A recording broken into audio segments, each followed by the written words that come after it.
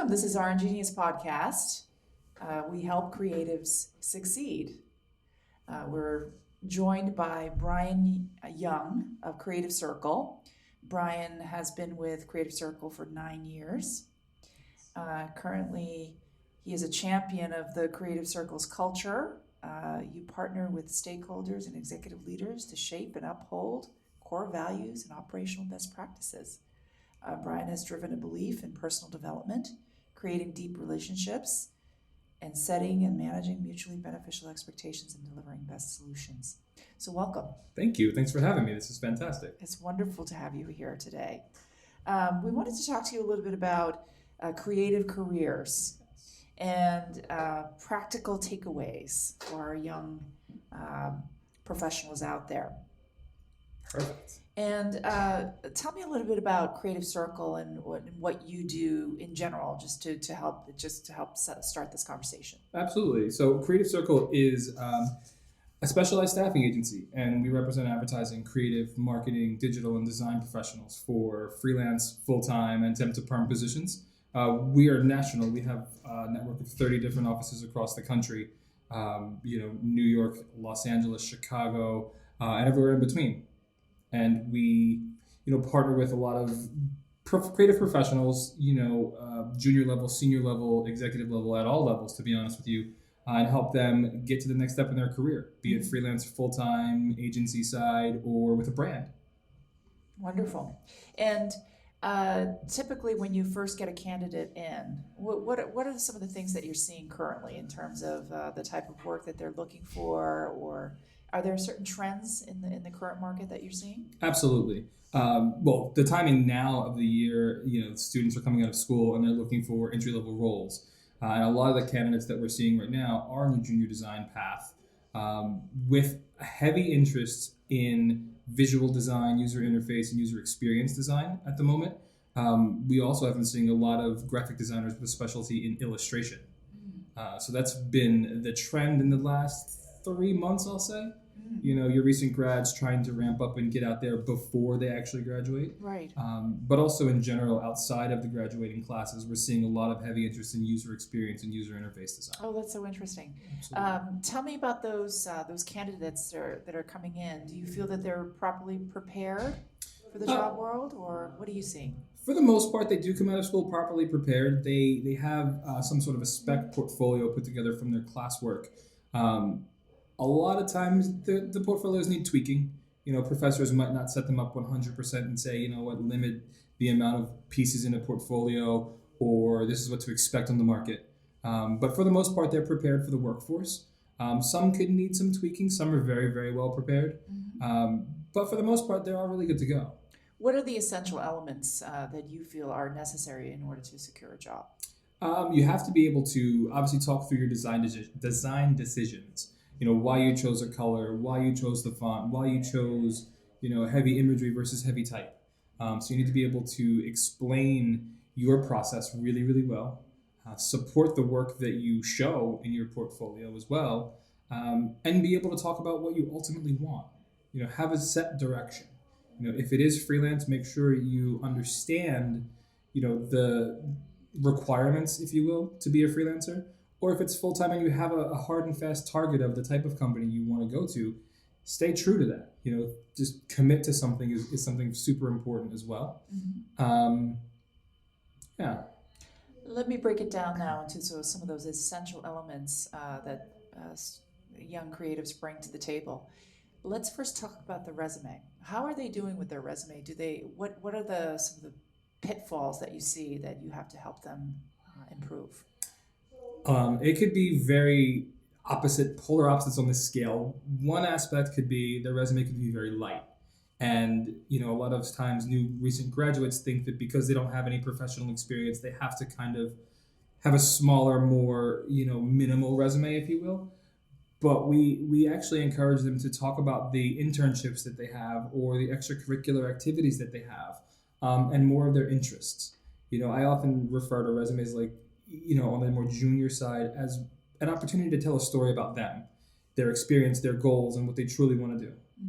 On the opposite side, we've seen resumes that are extremely heavy on every little thing that doesn't really apply to, if we're talking about designers, becoming a graphic designer. It could be past experiences, working at Whole Foods or something. So we really have to work with recent graduates to either pare down or to add to their resumes a bit. Interesting. And then the portfolio. Yes. Tell me about the portfolio and what you're seeing and where you coach them most. Very good place to start. Portfolios now coming out of school are very, very interesting. I mean, we have your traditional design schools, your SVAs, your Pratts, and then you have certificate programs like a Shillington or the one that's slipping my mind right now. There's I can't remember it right now, but there is another program that offers a certificate program. So those portfolios are coming out very, very similar. But what I'm seeing is either an overabundance of work or a lack of work. So there's never really an in-between, because some people are in the school of thought of add everything to your portfolio. Every piece that you've done, even if it's spec work, show it. I am in the school of thought of keeping your portfolio to 10 pieces. I highly recommend 10 pieces, your strongest being first, so you can really hook your viewer initially, and then show a range as well. That makes sense, because on the Orangenius side, we have a limit of 15. So that's interesting. Absolutely. 10. Yeah, I say 10 to 12 of the strongest pieces, Yes. Especially when we're talking to more seasoned candidates who have experience, who have 3, 4, 5, 7 years of design. I say 10. 15 is a good number as well, as long as a candidate can walk through all their pieces really, really well. So we talked about the two pieces of assets, the resume and the portfolio. How are they prepared in terms of the communication skills and their behavior and the way they dress? Are they prepared?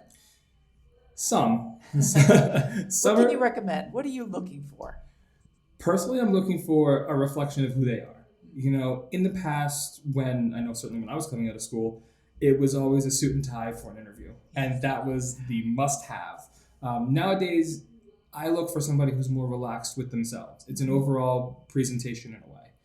So if you're comfortable wearing jeans and a nice shirt, I say go with that, or a pair of khakis. In appearance-wise, communication-wise, a lot of the interviews that I've seen recently can again skew very polar opposites. One is very professional and very buttoned up, and the candidate has this very set elevator pitch, if you will, about themselves, which I can appreciate. We've all been there. But then the other side of things, there's candidates who come in and kind of slouch down in their chairs and aren't really interested in talking about themselves. Kind of slide the portfolio across the desk and say, that's my work, which is not a good thing. Wow. But I do recommend candidates having some sort of an elevator pitch, but making it a casual conversation about their work.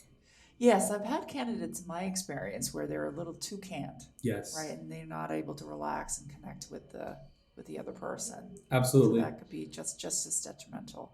Exactly. Yeah. I always want to have conversational interviews with people, because at the end of the day, I want to get to know who they are, what they're about, and what they value. Right. So I like to cut through the canned, prepared speeches and really just have a human-to-human conversation. That's great.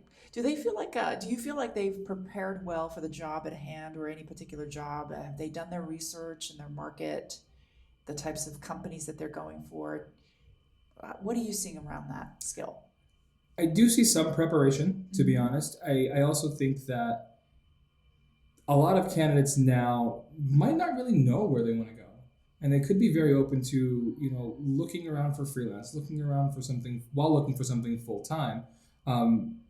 But when a candidate comes across who's very, very focused on what they want to do, they have done their research. They know the ins and outs of the types of companies they want to do. Is it fintech? Is it more of an advertising agency background? Is it a beauty and cosmetics brand? So they really, the ones who are prepared really do know what they're after, and they do know how to approach them, for sure. Yeah. I want to flip the conversation from an employer standpoint. What are the sort of the elements that they're looking for when they speak to Creative Circle in terms of the candidate search?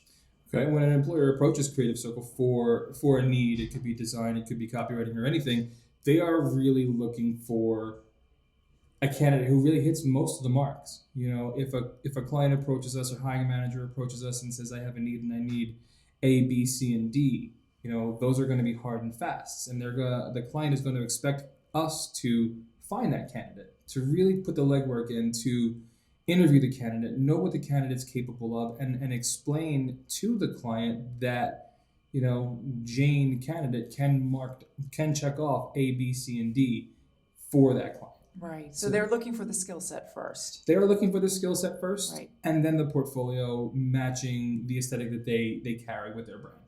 You know, because that's very important. Yes. To really match and mesh with a brand's aesthetic is super important, especially if we are talking about an in-house brand, because they put a lot of work into their, you know, their brand legacy, their brand story, and their guidelines, and they're going to want a candidate who can tick off those boxes. Great. I wanted to talk a little bit about back to the communication skills side. I speak to a lot of young folks, and some are very good at this and some are not very ill prepared. It's the issue of grammar. Is that an issue that you see? Yes. And how do you deal with that? How do you coach them on that? That's a very touchy subject. Yeah. I've noticed that grammar in verbal communication and email communication is, dare I say, sort of lacking. The way that we kind of tackle that is honest feedback and honest coaching. You know, being a recruiter for 13 years, I've really had the foundation of giving positive and constructive criticism. The way that I really truly feel about it is a candidate, junior, senior, or whatever level, is not going to grow without hearing that critical feedback. And for me and for us at Creative Circle, it's a very straightforward conversation. You know, hey, we noticed that this might not be the best way to word this or to phrase this, or don't add an LOLZ in an email or something, you know. But we just have a straightforward conversation with the candidates about what we're seeing. Great. Are there any, in your experiences, they've got a great resume, a great portfolio, and they go in for an interview and they just kind of destroy the opportunity? What caused them to sort of lose the job? It could be many different things. Yeah. It could be nerves. I mean, let's all be honest. We've all had situations where we've been nervous about an interview and we're sweaty palms and we're shaking and we're not actually articulating our words properly. That could be very huge, you know, but an employer or hiring manager should really expect that. So I don't see a lot of roles lost because of that. I see a lot of roles lost because the candidate doesn't have that prepared. Again, I'll go to use the term elevator pitch. They don't quite know how to really talk through their thoughts, their work, or their process in getting to the end product. Also, not being prepared to ask questions about that specific client or company. It's actually one of the things that I really value is telling candidates to prepare 2 to 3 questions about that company or client or position, because it's as much of an interview for the candidate as it is for the client. That's right. That curiosity factor is such a big deal. Absolutely. As a hiring manager in the past, you want them to be curious about what we do and yes, how you do things. It comes down to engagement. It's exactly right. You know, yes. The hiring manager isn't going to want somebody who comes in happily and sits down at the desk and doesn't raise their hand or isn't involved in the company's brand or their ethos or what they're about. They want somebody who is naturally curious, who wants to get involved, who wants to lend their skill to something bigger.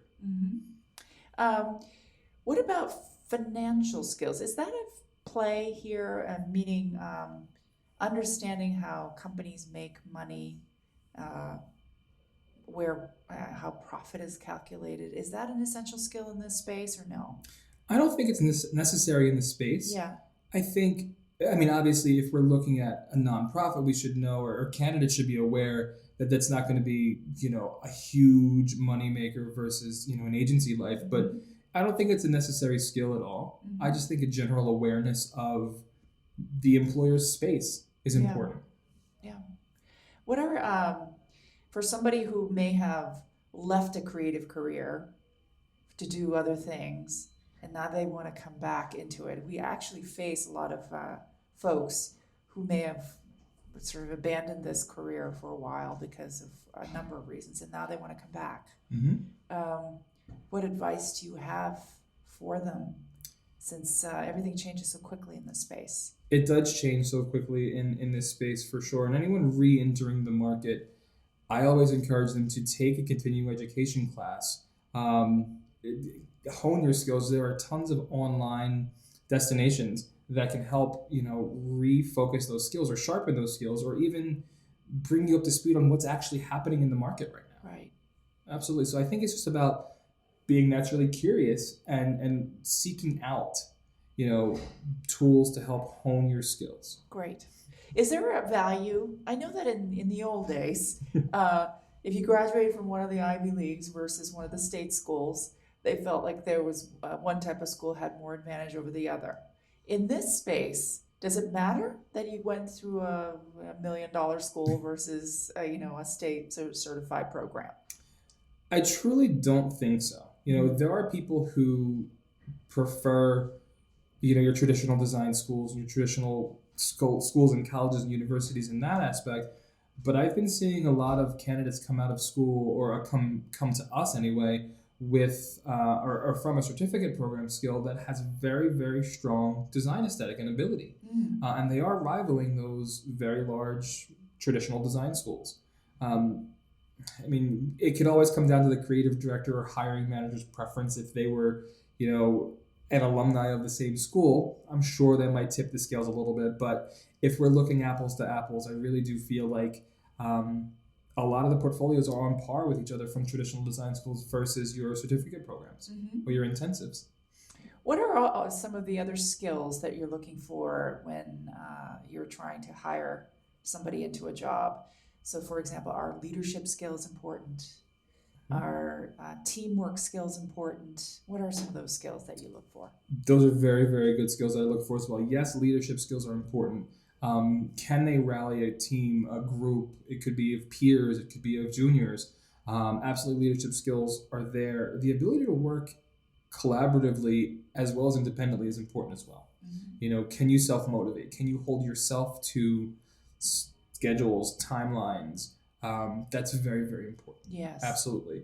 One thing, again, I go back to really selling yourself as a candidate. Do you have a personal brand? Does your resume match that? I know we kind of got off topic about that, but that's also very important because it shows that if it's a designer, they can understand the value of a brand and sticking to brand guidelines. Oh, that's an important point. Absolutely. Yeah. And then, of course, really targeting your assets to the job. So yes. Tailoring it to the job, I would say that's pretty important as well. You can't is. Just have a generic one. No, I agree. I think you should tailor certain things towards the job. Yes. The days of cover letters are gone, but I definitely encourage, an email that tailors your response and sets up your resume to match that job. Do I really suggest tailoring a resume? Possibly. If you have the 3 key things that an employer is looking for, I say highlight those, absolutely. But I wouldn't give the recommendation to tear apart a resume for every specific job. Great. Any final tips for the young professionals out there? I really do feel like it's about understanding who you are, understanding yourself as a designer, as a professional, understanding your brand. Are you more clean white space, or are you more heavy type or imagery? It's understanding that and positioning yourself and your assets, your resume, your portfolio in such a way where it's going to continue along those lines. But it's really about being authentic, being who you really are, because ultimately when you do get hired, if you're not presenting who you really are in the interview, the employer is going to absolutely find out, who you are, what you're about, and if you can really do what you say you do. That's right. Which is also a very good point. It's about being honest. Yes. Yes. It's like a life thing. It is. It totally is. Well, Ryan, thank you so much. Thank you. It was great. It was a great conversation. Today, we talked to Ryan Young, recruiter for Creative Circle, brought to you by RN Genius, where we help creatives succeed. Thank you very much. Thank you.